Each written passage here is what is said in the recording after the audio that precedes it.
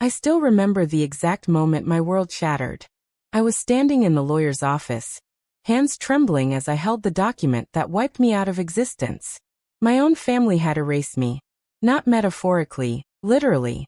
My name removed from my father's will, my photos taken down from the family home, even my childhood memories rewritten like I had never existed. My name is Elena. I was 27 years old, and in one afternoon, I became a ghost to the only family I had ever known. My father was Captain Marcus Reed, a Navy SEAL legend. He gave 24 years of his life to this country, earned every medal they could pin on his chest, and saved countless lives.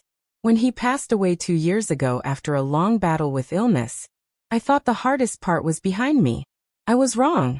The real pain came from the people who were supposed to love me. My stepmother, Diane, and my 2 half-siblings, Ryan and Sophia. They never truly accepted me. I was the daughter from my father's first marriage, a painful reminder of the woman he loved before her. To them, I was never really family. I was just extra. But I stayed. I helped take care of Dad during his final months. I held his hand when the pain became unbearable. I promised him I would look after the family he loved so much. That promise would cost me everything. The day after the funeral, they changed the locks on the family house. A week later, I received a formal letter saying I had been removed from all trusts and inheritance due to irreconcilable differences. But the worst part? They started spreading whispers in our tight-knit military community that I was unstable, that I had been manipulating my sick father, that I didn't deserve to carry his last name. I cried myself to sleep for months. I lost weight. I lost friends. Some people I had known my whole life started looking at me with suspicion. But what broke me most was the realization that the people who shared my blood had chosen to destroy me, rather than share anything with me. I was alone. Completely and utterly alone. Or so I thought. The betrayal ran deeper than I could have imagined. One evening, I received an anonymous email with documents attached. Bank records, emails, voice recordings. My stepmother and half-brother had been siphoning money from my father's veterans benefits and charity foundation for years. They had forged signatures while he was too weak to notice. And when I started asking questions after his death, they decided the simplest solution was to erase me. They didn't just want the money. They wanted me gone. Ryan, my half-brother, even tried to have me committed. He told doctors I was suffering from delusions and severe grief-induced psychosis.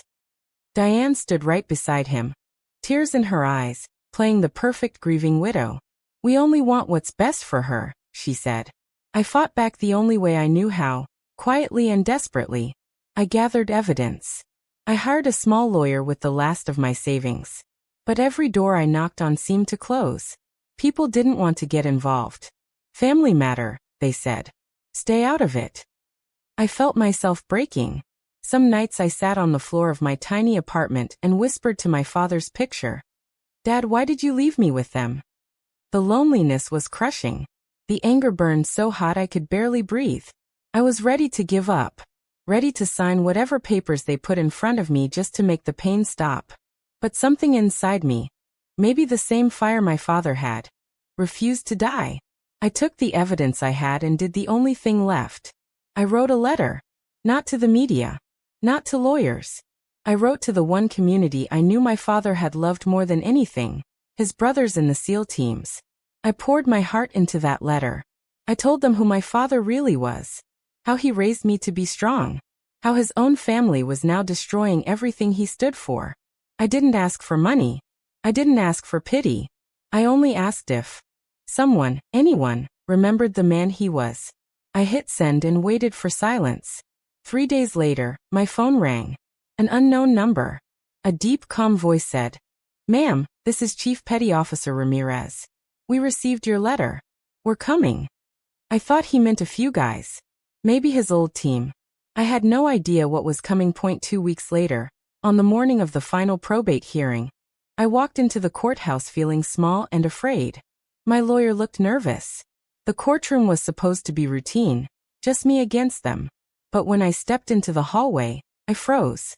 The entire corridor was lined with men in dress uniforms.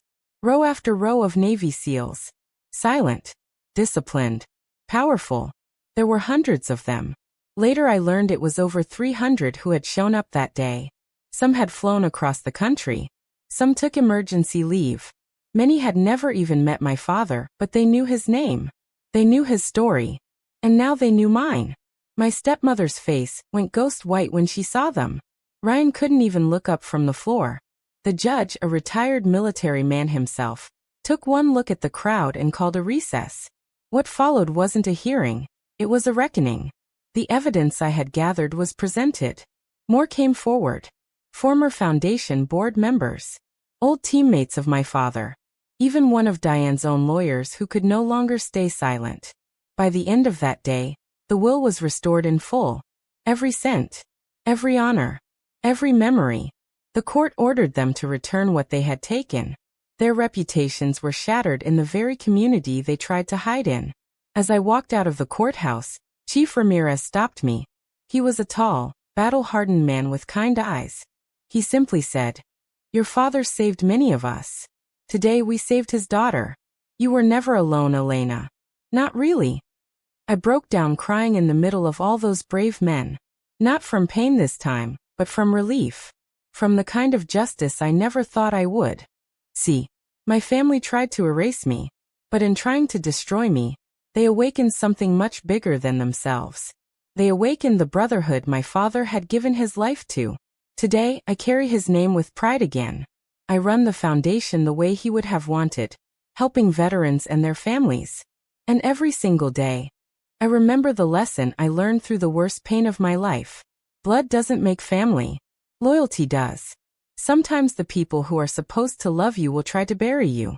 But if you stay true, if you refuse to disappear, the right people will dig you out. And sometimes, they'll come in waves of 300 strong. Thank you for listening to my story.